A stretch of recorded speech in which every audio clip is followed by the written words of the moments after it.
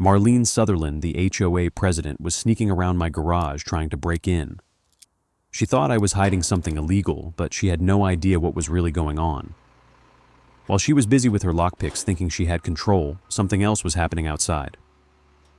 Her prized car, the one she always flaunted around the neighborhood, was being towed away. She was so focused on breaking into my private space, she didn't even notice. Ma'am, you are being detained. But what she didn't realize, her biggest mistake was just beginning. Marlene Sutherland wasn't just the HOA president, she was the neighborhood's self-appointed queen. With her bobbed blonde hair, perfectly pressed blazers, and a clipboard always in hand, she walked through Meadowbrook Heights like she owned it. For 8 years, she'd run the HOA with an iron fist, making rules nobody questioned, and enforcing them with a smile that didn't reach her eyes. I'd seen her before, lurking around my property, her little terrier, tugging impatiently at her leash while she checked my garage. At first, I brushed it off as harmless curiosity. But when the violation notices started rolling in misaligned shutters, a too large garden gnome, I realized Marlene had taken a special interest in me. And when I refused to let her onto my property for one of her inspections, that's when things got ugly. Marlene wasn't used to being told no. She saw it as a challenge. So she pushed harder, sending emails, making unannounced visits, even trying to enlist the whole HOA board to pressure me. But I wasn't backing down. I'd done nothing wrong. She, however, had crossed the line. And when she decided to take matters into her own hands, I knew things were about to get interesting. Meadowbrook Heights wasn't a bad place to live, at least it wasn't at first. Everything about the neighborhood was predictable: neatly trimmed lawns, beige houses with white trim, and neighbors who smiled at you as you passed. It was the kind of place where nothing ever seemed out of place, where rules were followed, and people minded their own business. When I moved here 12 years ago, it was a fresh start. Rosalind and I had just bought the house after years of saving. It was a modest place, nothing fancy, but it felt like home. Over the years, the neighborhood became my sanctuary. After she passed through the quiet, it took on a different feel, an emptiness that no amount of perfectly manicured lawns could fill. I kept to myself. My work as a cybersecurity consultant allowed me to stay home, away from the noise of the world. My days were spent behind multiple screens, helping companies protect their digital assets. But the irony was never lost on me. A man who spent his entire career stopping intruders in the digital world had a real problem with one who wanted to break into his private life. My garage was where I found solace.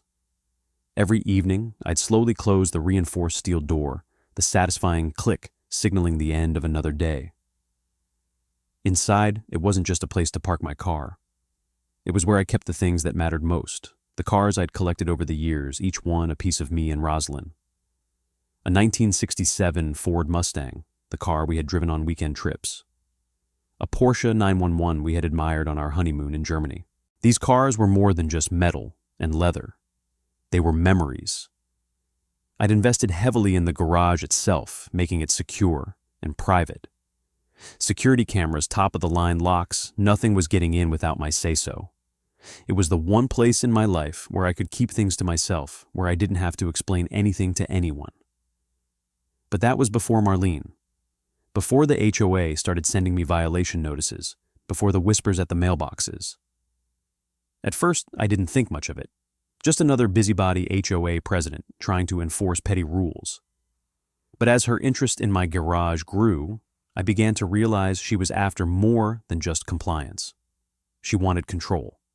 And when I refused to let her into my private space, that's when the real trouble started. It all started small. At first, it was just little things, a notice about my fence being too tall, it wasn't, or a complaint that the color of my shutters didn't meet the HOA's strict guidelines. These things barely bothered me. In fact, I had been living in Meadowbrook Heights for almost a decade, and I had always followed the rules. But then came the notices about my garage. I was used to the HOA's attention to detail, but Marlene's interest in my garage felt personal. It started innocently enough. She'd drive by more often, her little dog tugging at her leash as she slowed to study the garage door. Sometimes I'd even catch her raising her phone, pretending to check a message, but it was clear she was taking pictures of the property. At first I told myself it was just curiosity, but I couldn't shake the feeling that something was off. Then I began to notice the whispers. At the mailboxes, I'd overhear my neighbors discussing my unusual garage setup. Someone asked Mrs. Blanchard if I was running a business out of my house, while another neighbor mentioned the weird smells they'd noticed coming from the garage. They didn't know anything, but Marlene had planted the seeds of suspicion in their minds.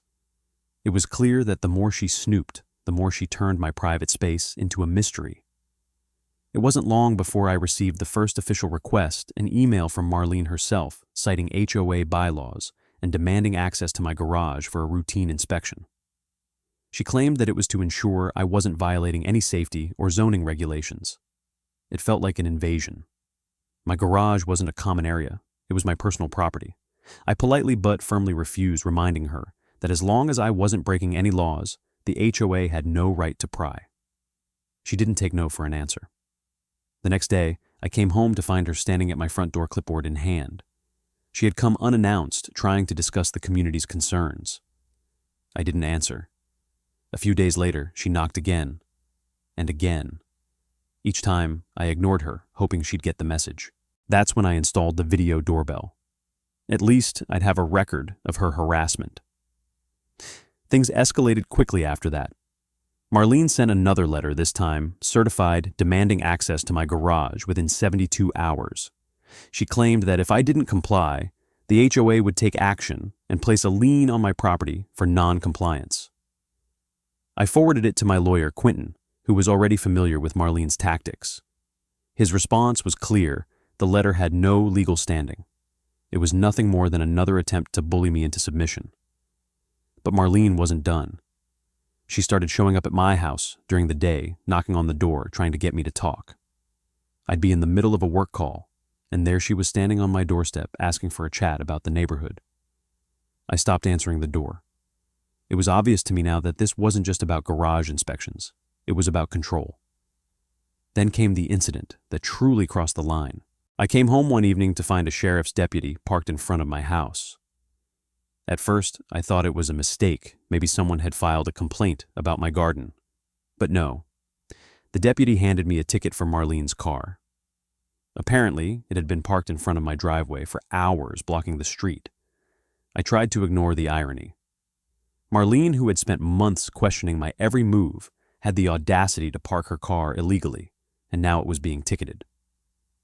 As the officer was writing up the ticket, I couldn't help but notice Marlene's car, her expensive SUV, sitting there, completely out of place in front of my house. The officer handed me the ticket, explained that the car had been blocking the street, and then left.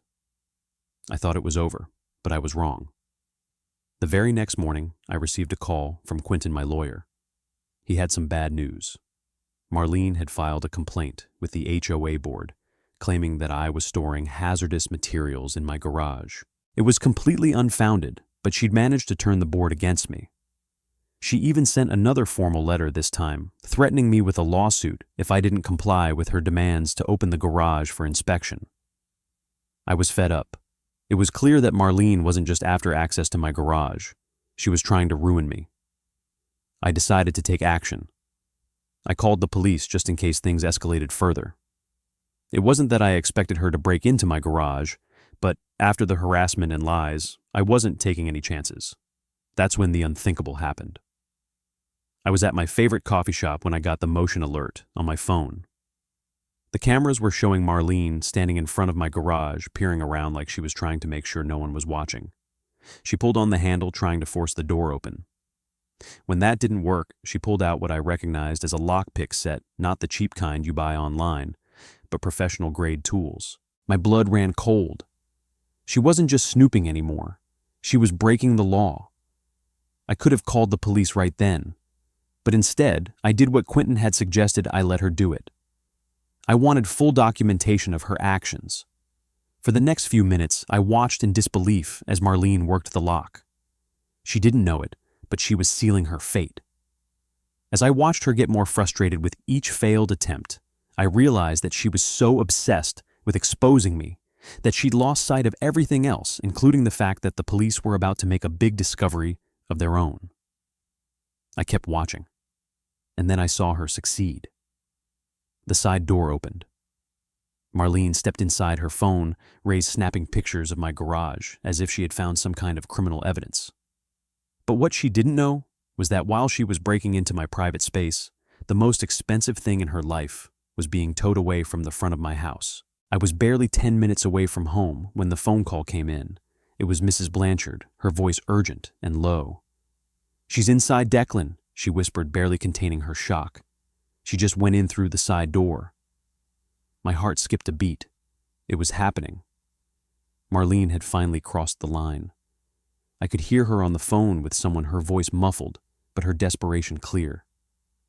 I gripped the steering wheel, my mind racing. I had already called Quentin, who instructed me to stay calm and not confront her directly. Let her do it. Document everything. If she went any further, if she even touched anything inside, we'd have her. As I turned onto my street, I saw the flashing lights of a police cruiser parked in front of my house. 2 officers were standing by the open side door to my garage, their backs to me as they talked with Marlene. I parked the car, taking a deep breath before stepping out. This was it. The moment I walked up, Marlene saw me. The arrogant glint in her eyes faltered for a split second.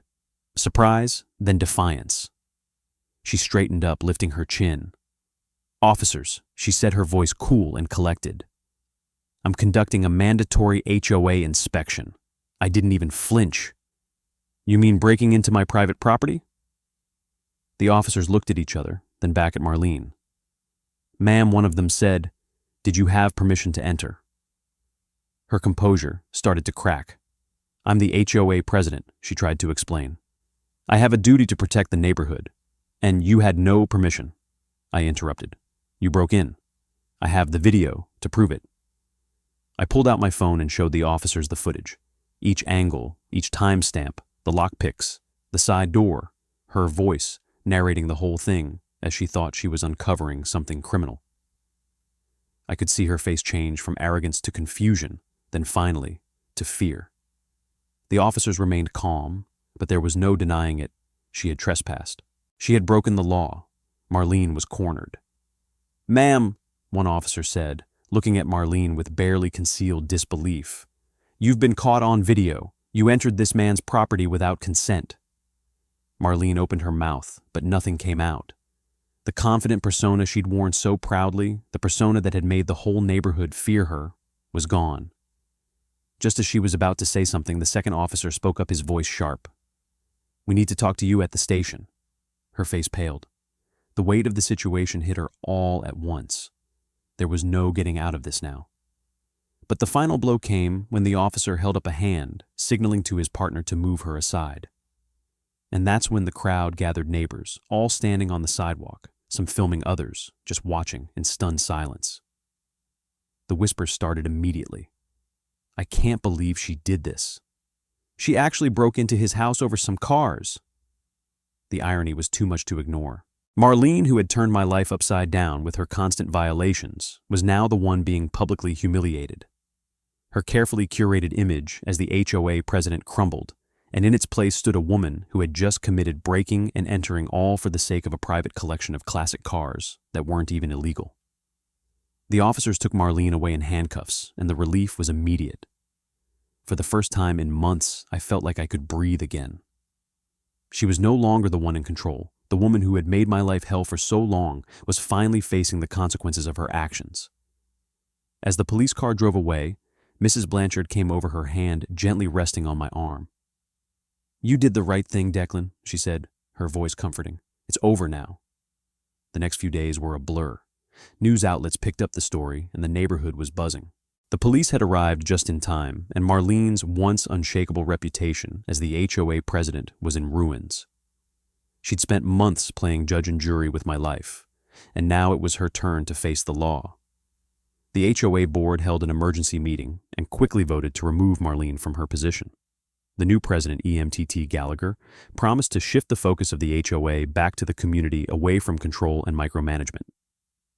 I never imagined I'd be the one to force such a change, but I was glad to see the neighborhood take a step toward healing. Marlene's criminal case moved quickly. She was charged with trespassing, vandalism, and harassment. I provided the video evidence, the emails, and all the documentation to the authorities, and Marlene's case began to fall apart. When she was forced to admit in court that she had known what she was doing was illegal, the room was filled with stunned silence. The judge didn't hold back. This wasn't a mistake, she said. This was a deliberate crime. Marlene had crossed a line, and there would be no excuses for her actions. The verdict came swiftly guilty on all charges. She was sentenced to community service 3 years of probation and restitution to cover my legal fees and security upgrades.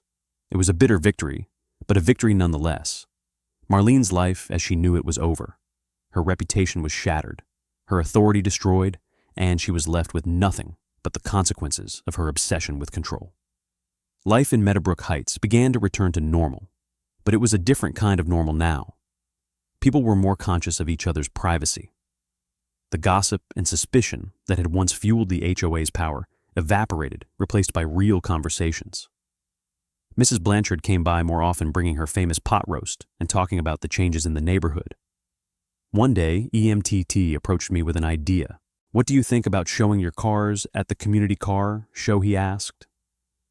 "It might help people see a different side of you, and honestly, it could be good for the neighborhood." At first, I was hesitant. I had spent so many years keeping my collection hidden, protecting it from prying eyes. But maybe it was time to share, to let people see what had been so important to me all these years.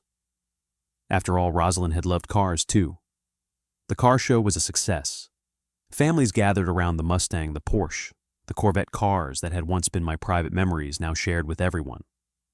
Kids asked questions, some about the engines, others about the history behind the cars. For the first time, I felt proud to show them off. As the day wound down, I found myself talking to a young boy who asked if he could be a mechanic when he grew up. I smiled, thinking about Rosalind and how she would have loved this. "I think you can," I told him. "You just need to learn. It's never too early to start." The car show became an annual event, something that connected the community in a way Marlene never could. People smiled as they walked by, chatting about the cars, not the violations or the drama. Back home that evening, after everything had been put away, I stood in front of the garage, the door slowly closing behind me. The cars were still there, still mine, but they didn't feel like secrets anymore. They didn't feel like something I had to protect from the world. Maybe it was time to stop hiding. I had done everything right. I had fought back when I needed to, but I had never let anger take control. The neighborhood had learned a lesson, and so had I. Boundaries are important, but so is community. Marlene's reign of terror was over. And while she was left to face the consequences of her actions, I had finally found peace.